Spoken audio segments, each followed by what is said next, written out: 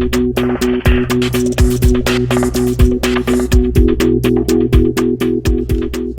suis Chantal Boucon, je suis contrôleur aérien depuis presque 30 ans. Le métier de contrôleur aérien en général, c'est assurer un trafic fluide et rapide de tous les avions qui peuvent circuler dans les espaces aériens.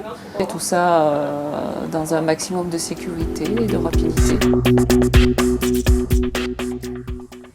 Ici donc on est dans un poste de contrôle d'approche. À ce niveau-là, c'est une gestion de tout l'espace aérien jusqu'à 5000 mètres d'altitude.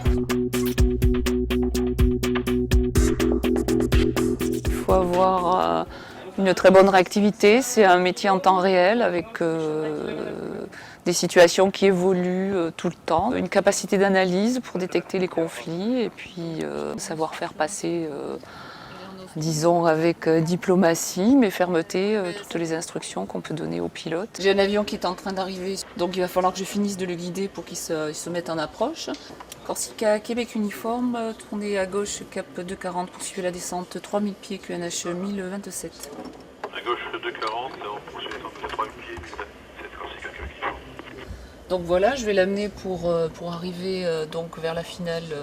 On appelle approche finale, ce qui se situe environ à 10 nautiques pour parler en termes aéronautiques, ce qui correspond à peu près une vingtaine de kilomètres en finale dans l'axe de la piste. On travaille ou le jour ou la nuit, les week-ends, les jours fériés.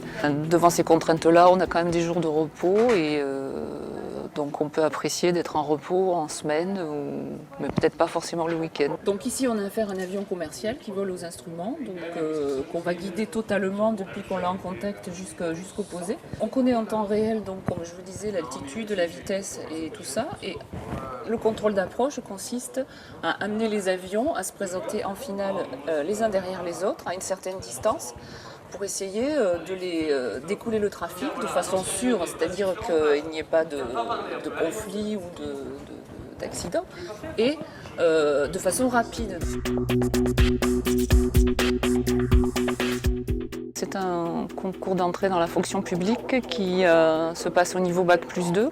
C'est un concours assez difficile et une fois que le concours est obtenu, il y a 3 ans de formation rémunérée. Et ça, c'est de la formation en alternance. Donc ici, on est dans la tour de contrôle. Les avions que tout à l'heure, à qui on a demandé de changer de fréquence et de contacter la tour, et maintenant, ils sont en contact avec moi. Et donc, c'est moi qui vais les poser sur la piste. Normalement, on voit les avions. Aujourd'hui, on ne les voit pas. On ne voit pas les pistes, on ne voit rien du tout. Mais dans le cas donc, de brouillard, de faible visibilité, les avions sont vraiment obligés de nous dire dès qu'ils touchent les roues, quand ils ont dégagé la piste, on a besoin de cette information pour être un peu plus pointu, disons, dans les autorisations. Et ceci, évidemment, puisqu'on ne voit pas. Un élève est rémunéré aux alentours de 30 500 € par an.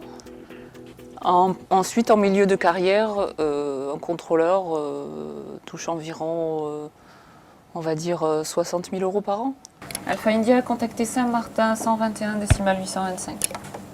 121 825, bonne fête, au revoir. Également.